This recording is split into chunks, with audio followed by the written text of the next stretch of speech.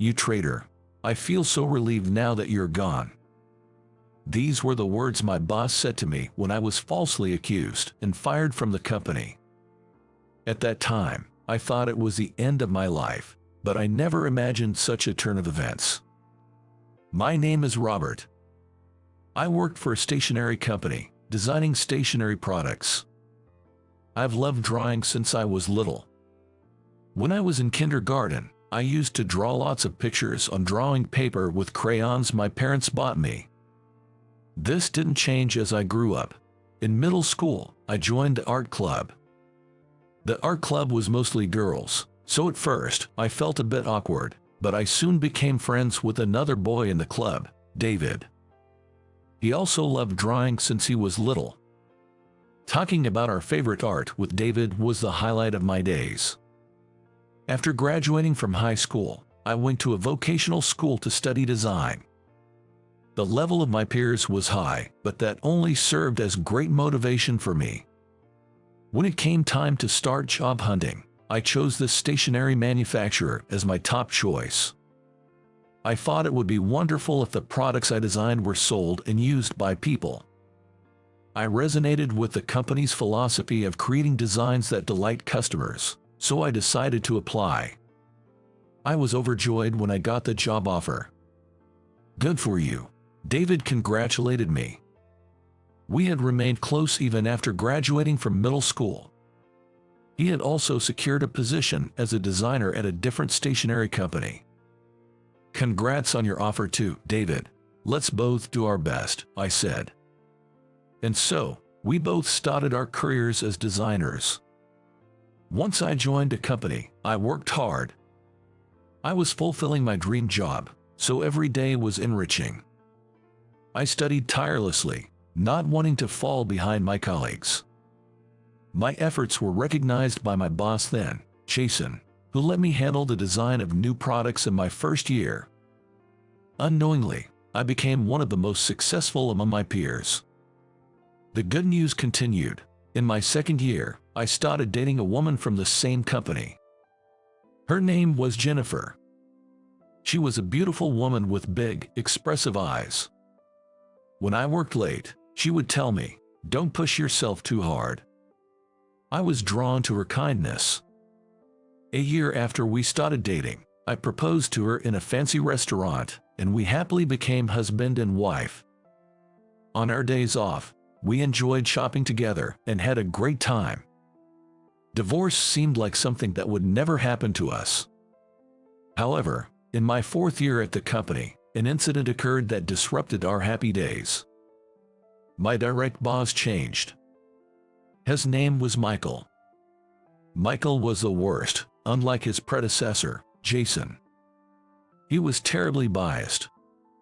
While Jason listened to the opinions of all his subordinates, Michael only valued the opinions of the employees he liked and coldly brushed off the others.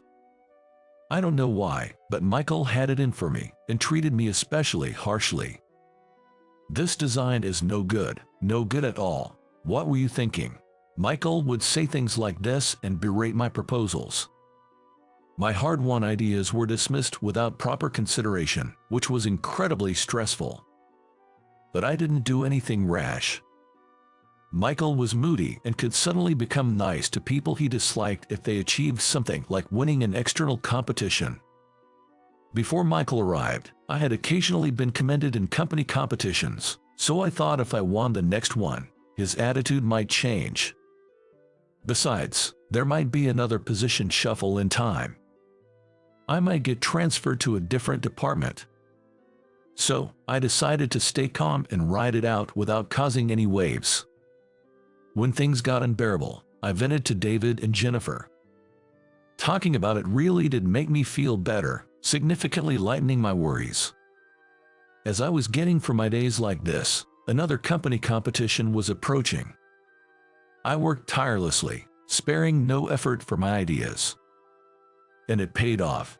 I created what I thought was my best design yet and submitted it.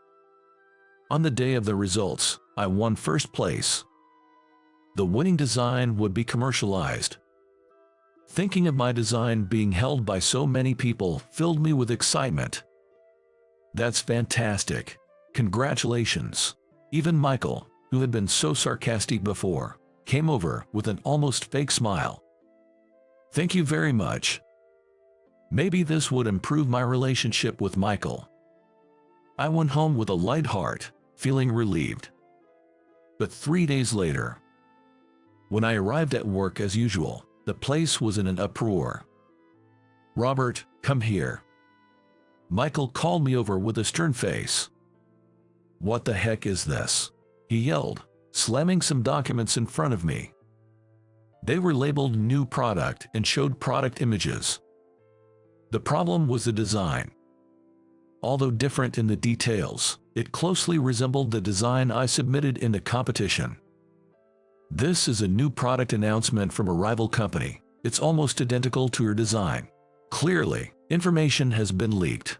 Even though he accused me, I had no idea about it. But one thing did bother me. The rival company was the one where David worked. But no matter how close I was to a friend, I wouldn't leak such crucial designs. I haven't done anything. That was all I could answer. Michael looked skeptical and tossed the documents aside. There's an internal investigation underway. The culprit will be found soon enough. But who would leak information like this? I couldn't help but think about it, even back at my desk. I was anxious but decided to wait for the investigation results. The next day, Michael told me to go to the manager's office. The results of the internal investigation are out. Go and find out quickly. Michael looked strangely cheerful. I was concerned but headed to the manager's office anyway. Excuse me. As I entered, the manager, Chris, was sitting at his desk with a grim expression. I heard the results of the internal investigation are out. Who was the culprit? When I asked, Chris let out an exaggerated sigh. Why don't you stop playing dumb? You're the culprit, aren't you? Wait a minute, what do you mean? I was taken aback by these unexpected words.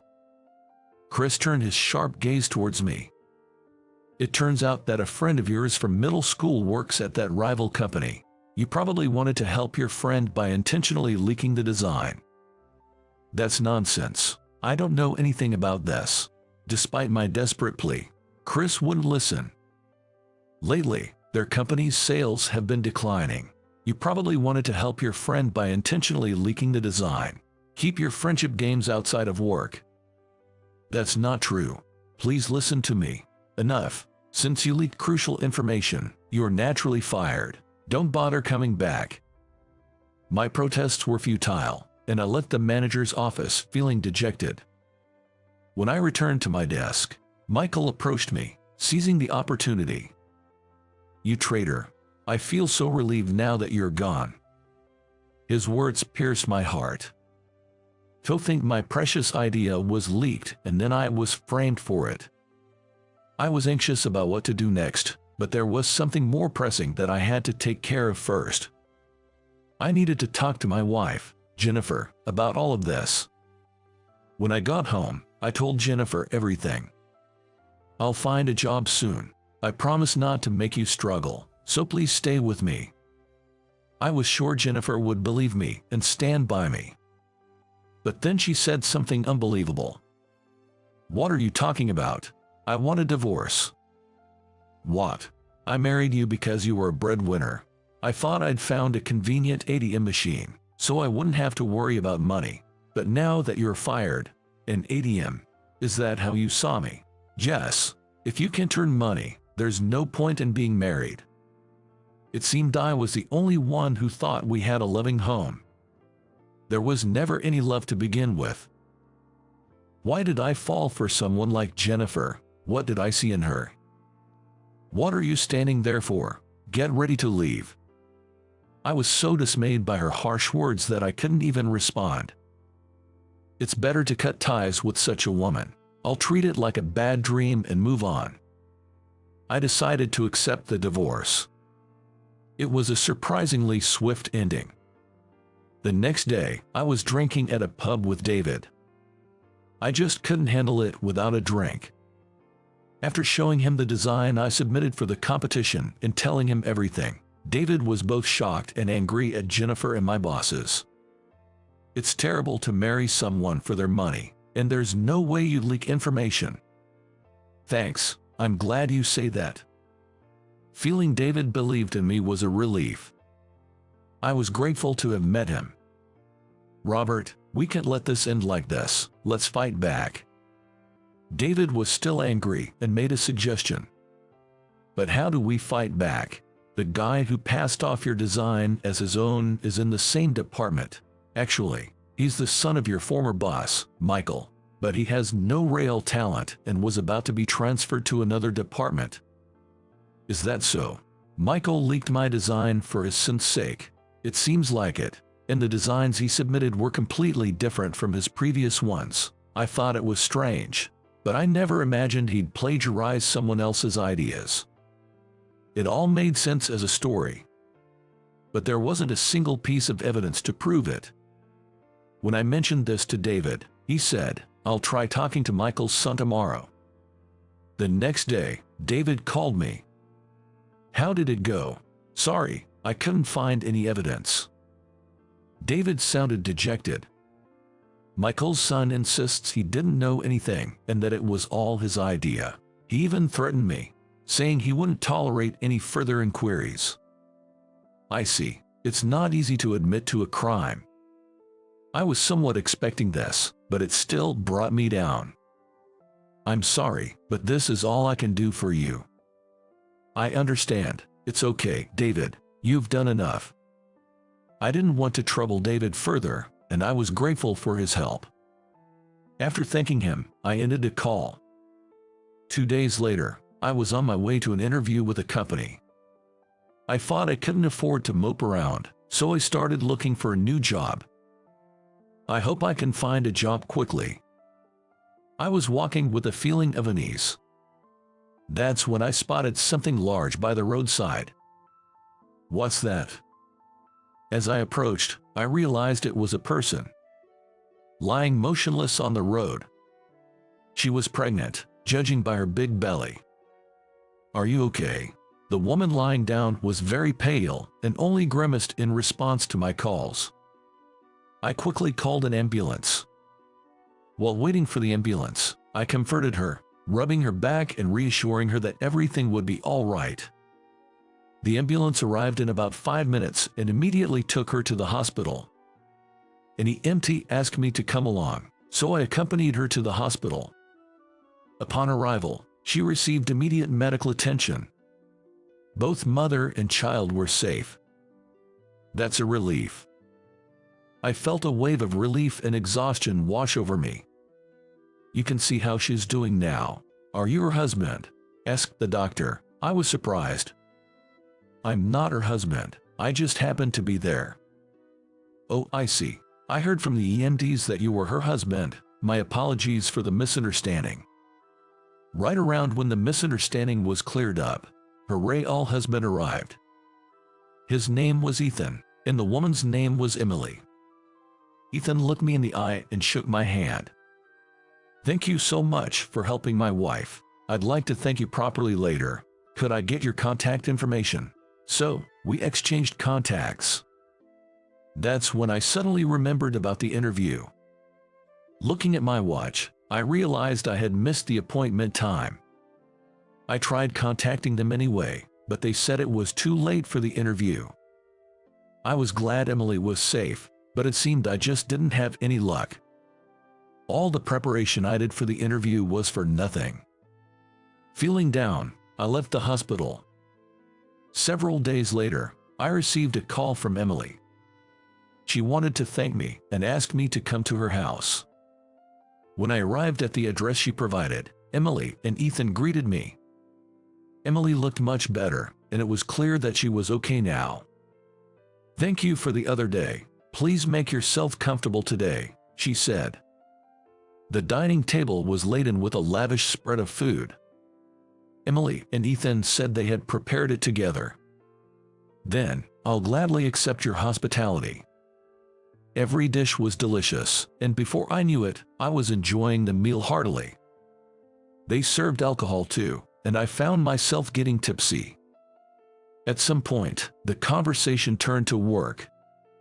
Fueled by the alcohol, I ended up spilling everything about being harassed by my boss, being wrongly accused and fired, and even my divorce.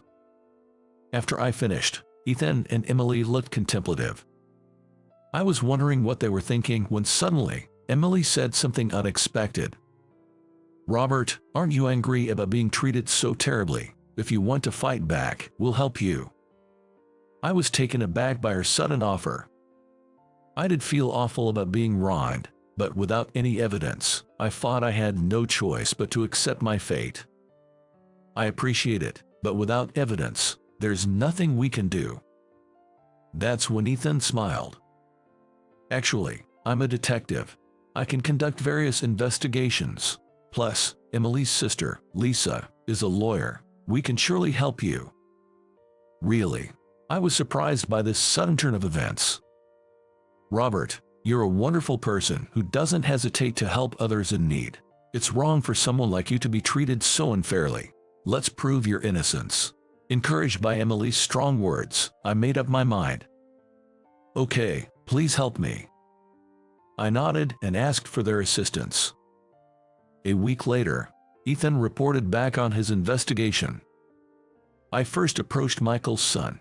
I pretended to bump into him at a pub and struck up a conversation. When he let his guard down, he spilled that he had stolen Robert's idea with his father's help and presented it as his own. Moreover, Michael had bribed his son's superior to turn a blind eye to the wrongdoing. The involvement even reached the supervisor at the rival company. I was surprised by the extent of the misconduct, which was beyond anything I had imagined. I recorded everything Michael's son said on a voice recorder.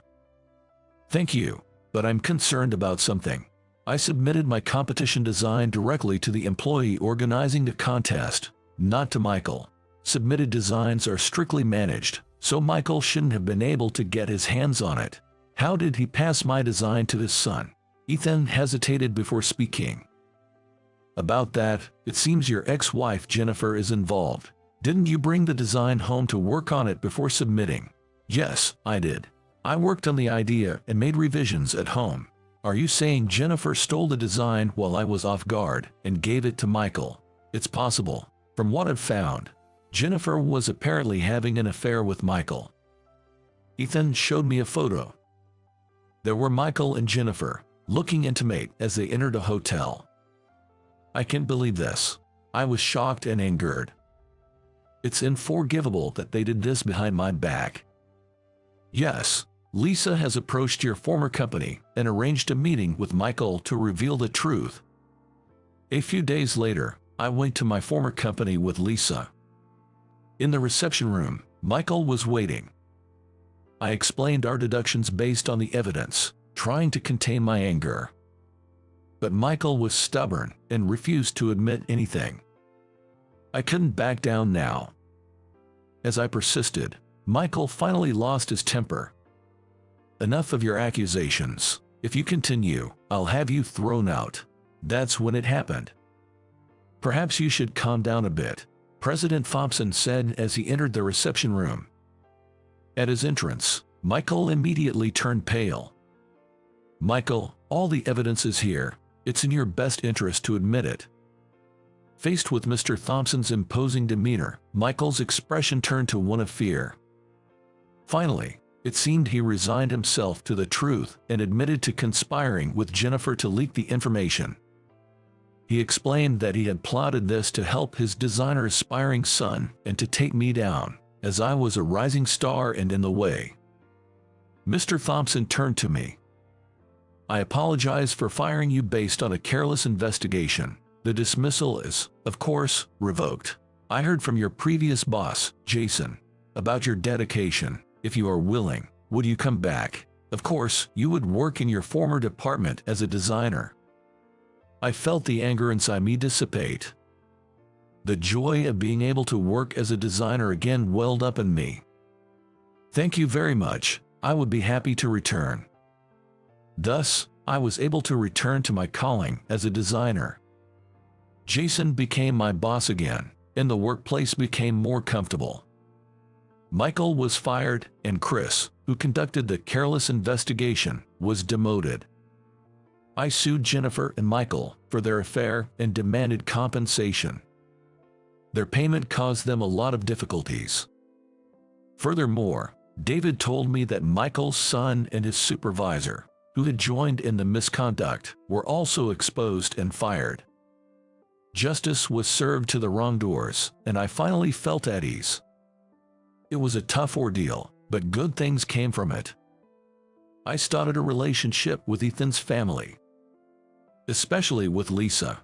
We got along well, eventually leading to dating and marriage.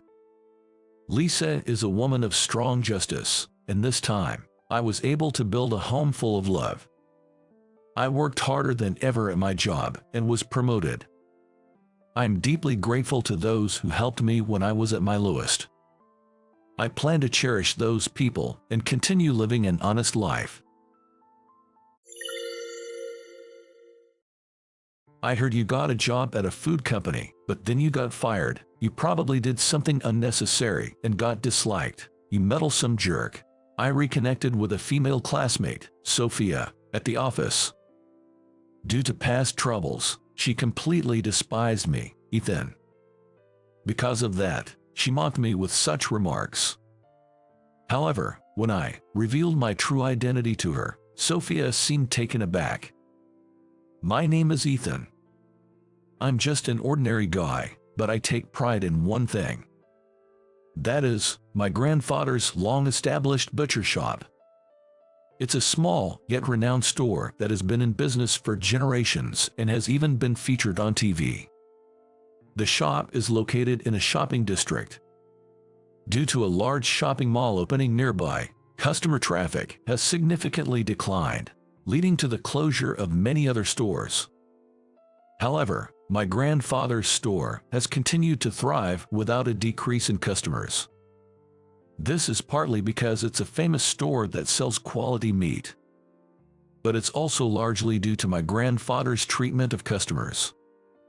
He always said, even if it's a famous store, we must not treat our customers carelessly. It's important to serve them with sincerity and dedication. Thanks to his personality, the store was beloved by the community. My grandfather taught me, Ethan, be kind to others. What you do to others will eventually come back to you. I was proud of my kind grandfather and always tried to be kind to others, as he advised. When I helped out at his shop, I always treated customers politely. I had many friends at school too. Even after advancing to high school, I maintained good relationships. I was elected class president, and I got along well with my classmates. Then one day, the sports festival was held. Even in events I wasn't participating in, I fervently cheered for my classmates. My class had many athletically skilled students, so we were in a position to aim for victory. Then came the final event, the relay race. If both the boys and girls won first place, we could win the overall championship. The relay was split into boys and girls, and the girls' relay was first. Our class had a good start and maintained the lead until the baton reached Sophia, our anchor. Sophia was the fastest runner among the girls in our class. Everyone thought our victory was certain. However, as she entered the final stretch, Sophia stumbled and fell face first. It was a dramatic fall, and boys from other classes began laughing loudly. Sophia, possibly due to the pain of the fall, couldn't get up immediately. Though other classes overtook her, that didn't matter to me. I rushed onto the field to Sophia's side. "Are you okay?" I asked. When I called out to her, Sophia finally managed to get up. Her face was covered in dirt and blood. I offered my hand, worried, asking, "Can you stand?" But that was a mistake. The laughing boys started teasing, "Are you guys a couple or what?" Sophia's face turned bright red, and she looked like she was about to cry. "Stop it, it's embarrassing," she said sharply, then quickly stood up and went to the nurse's office. After that incident, Sophia became cold towards me. Whenever I approached, she would look away, and if I spoke to her, she would only respond with yes or, "I guess so." It was clear she wanted to minimize conversation. I was shocked, but I realized that my impulsive action had led to her being ridiculed more in front of the entire school. In fact, when I think about it, there was no need for me to go to her aid since the nurse was present. I regretted not acting more calmly, I reflected. Worse yet, Sophia had been a regular at my grandfather's butcher shop since she was little. She seemed to love the shop's signature beef sandwiches, buying them every time she visited. Occasionally, I would personally hand her the sandwiches. Even after the sports festival incident, Sophia kept visiting the shop, but I avoided meeting her face to face because it felt awkward. In the end, our relationship never mended, and we graduated from high school. Sophia went on to university, and I had a job lined up. I thought we would never meet again and that reconciliation was impossible. While high school was enjoyable, this remained a lingering regret. But I couldn't wallow in it forever. As a working adult, I decided to shift my focus and work hard. The company I joined was in the food industry. I became interested in working with food due to my grandfather's influence. As I dedicated myself to work, I began to dream of starting my own food company. However, starting a business right away was challenging, so I gained experience at the company I joined and saved money. Eventually, I established my company, focusing on meat products. It was a collaboration with my grandfather's shop. The products sold reasonably well, and my small company became stable. My grandfather was happy to work with his grandson. When I think about working with Ethan, it's something I never imagined. Living long has its perks, he said. When he said that, I felt good about having started my own company. Years after establishing it, one morning, I was cleaning the office. This was part of my daily routine. Indeed, the company now has more employees, but when it was just starting, there were only a few of us, so I had to do the cleaning myself. I continue cleaning to this day, so as not to forget the hardships of the early days. I wanted to do something directly for my employees. Normally, I finish before the staff arrive, but on this day, maybe because I was feeling down, it took longer than usual. As I was hurrying to finish the floor cleaning, someone entered the office. "Good morning," I said, but seeing the person's face made me feel even more disheartened. It was Sophia. Indeed, she was the reason for my heavy mood. I never thought I'd meet her again, but by some twist of fate, Sophia had transferred to my company. When I saw her resume among the applicants for a mid-career position, I was surprised. However, Sophia was the kind of talent our company was looking for, and there was a strong internal desire to hire her. I agreed with this decision, not letting our past issues influence the professional choice. Still, I wondered if Sophia knew I was the president. She seemed surprised to see me in the office. "Ethan, is that you? Why are you here?" "Oh, I work here." Sophia clearly didn't know I was here. In fact, if she had known, she probably wouldn't have applied. I didn't participate in the interview, so there was no chance for us to meet earlier. Sophia was staring intently at the cleaning tools I was holding.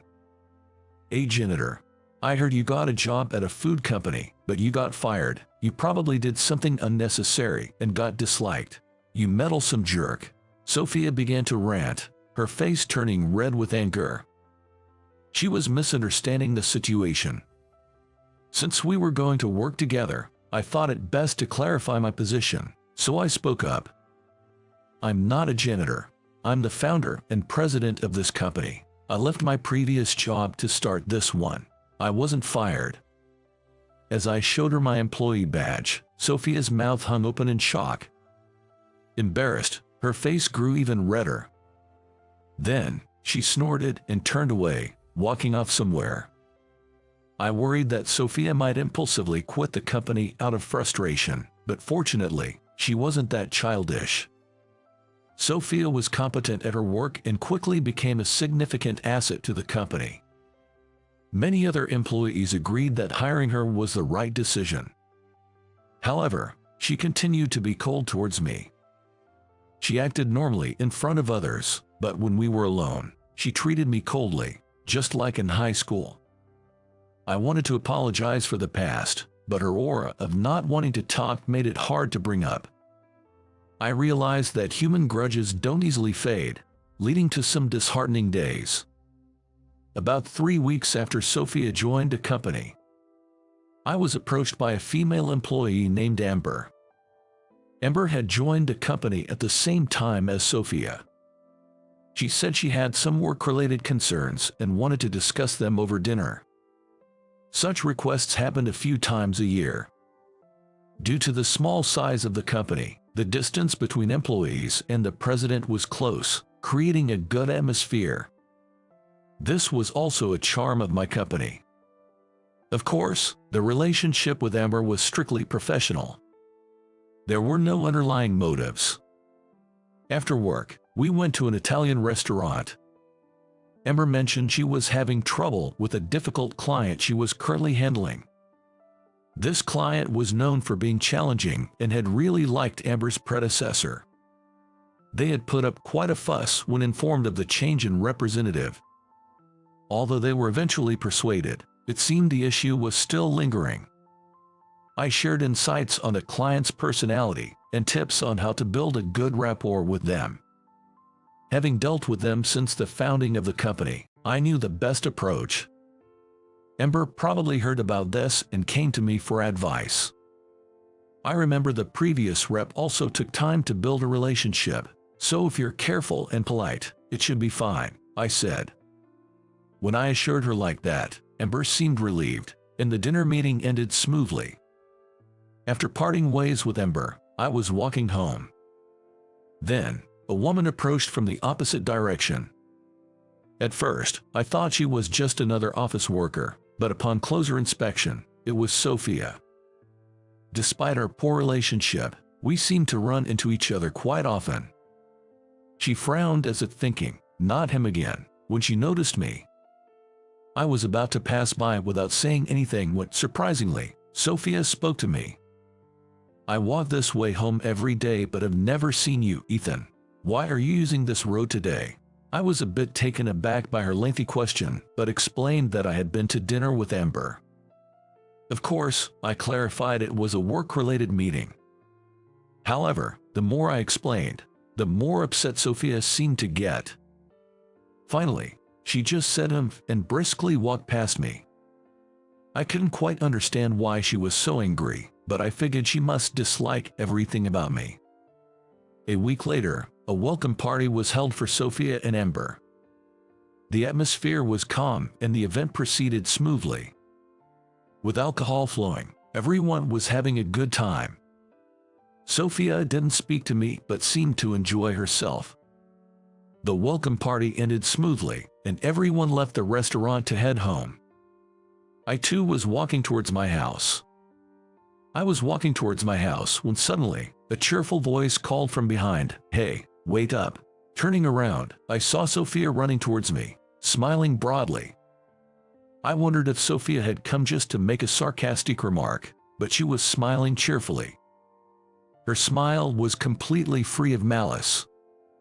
Even though she was drunk, I had never seen such a bright expression on Sophia's face.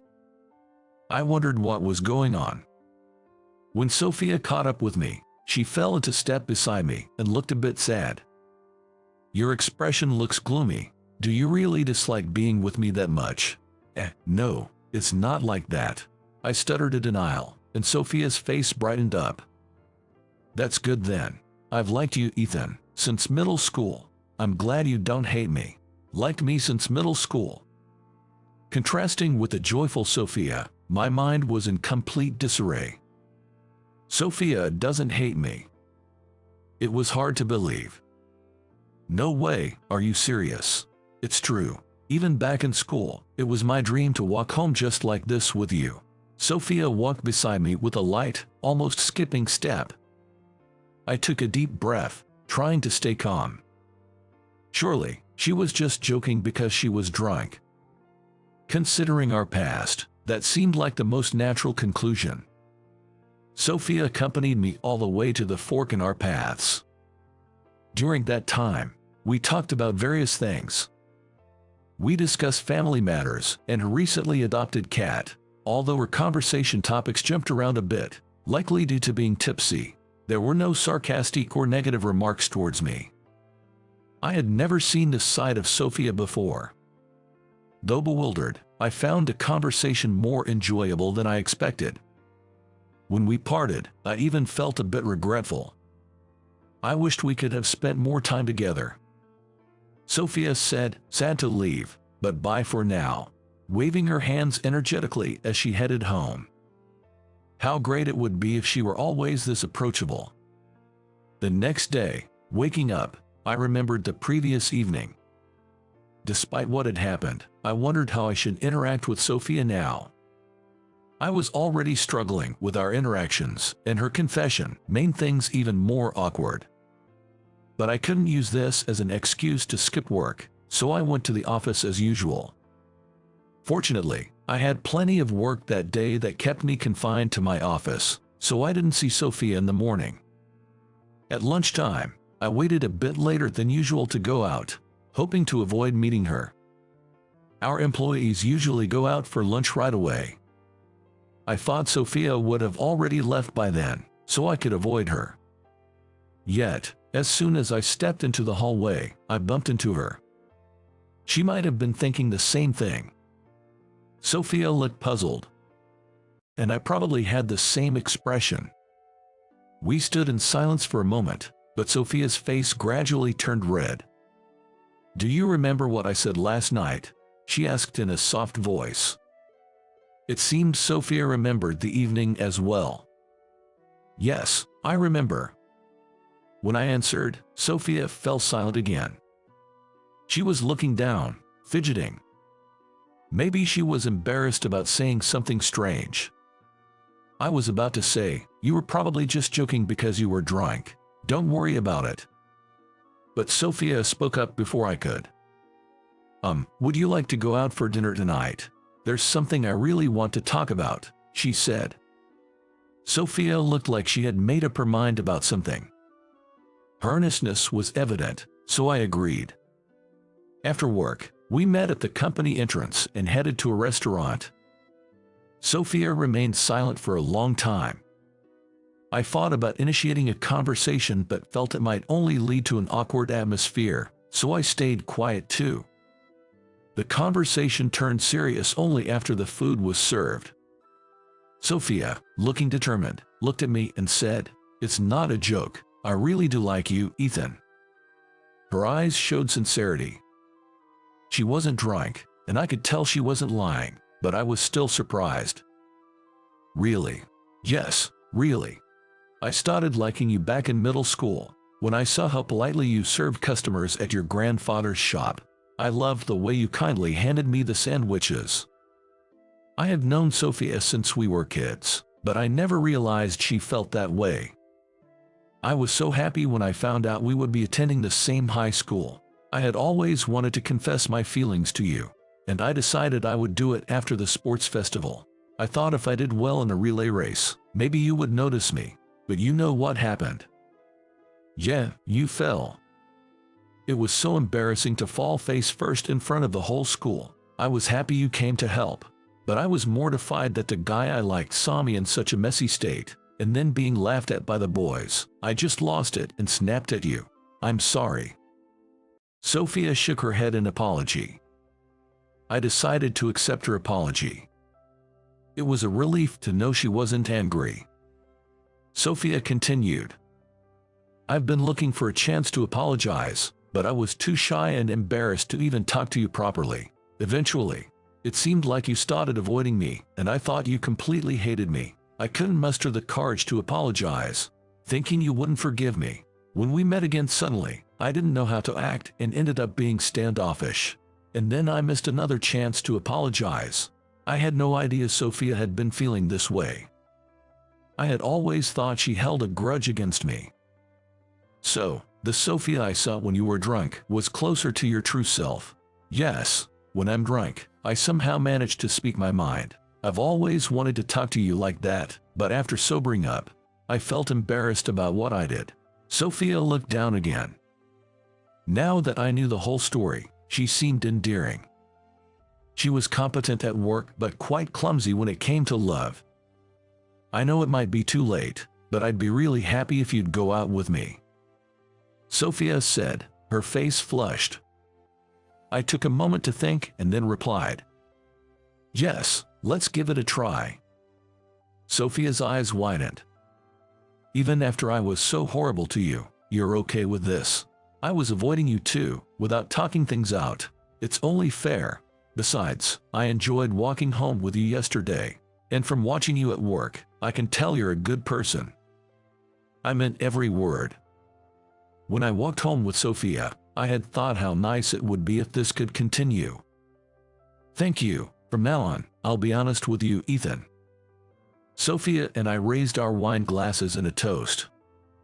It was a long, roundabout journey, but we finally reconciled and came together. Moreover, Sophia, having studied nutrition in graduate school, developed a new product boasting excellent nutritional balance. This product turned out to be a big hit, leading to a significant leap forward for the company. Eventually, Sophia and I decided to get married. When I introduced her to my grandfather, he was very surprised. He remembered her as a girl who used to buy beef sandwiches. Who would have thought the girl buying beef sandwiches would marry my grandson? Life is full of surprises. I felt the same way. It's amazing how a childhood connection led to this. At our wedding, all our employees and high school friends attended. They all had an inkling of the tension between Sophia and me, so they were quite puzzled when we announced our marriage. But after explaining the situation, they understood and congratulated us. Sophia and I were showered with well wishes at our wedding, which was filled with happiness from start to finish. A year after our marriage, we had a baby girl. She has my eyes but Sophia's nose and mouth. Since the arrival of our child, our home has become much livelier. I look forward to coming home every day, and I'm happy to have built such a joyful family. I hope to continue cherishing the spirit of caring for others, protecting both my family and employees.